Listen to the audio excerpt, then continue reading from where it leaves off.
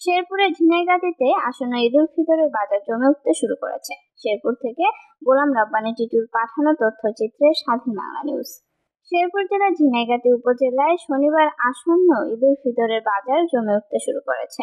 বাজারে ক্রেতার আগমনে কাপড়, জুতা ও কসমেটিক্স দোকানে ভিড় লক্ষ্য করা গেছে। প্রত্যেক দোকানে নির্ধারিত বিক্রির চেয়ে 3 গুণ বিক্রি বেড়েছে বলে জানা গেছে। মধ্যবাজারে সকল পণ্যের সমারোহে ক্রেতাকে আকৃষ্ট করছে।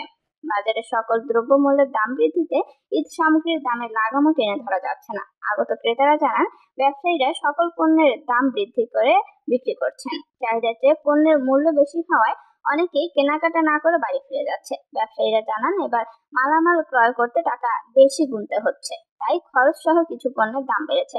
সাধারণত মানুষের ক্রয় ক্ষমতার বাইরে থাকলেও ঈদ উপলক্ষে কষ্ট করে হলেও কেনাকাটা করতে হবে বলে জানা গেছে।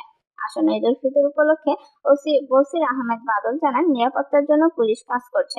ঈদের জন্য বাড়তি নিরাপত্তার ব্যবস্থা নেওয়া হয়েছে। মাদকের ব্যাপারে অভিযান অব্যাহত আছে বলে জানান।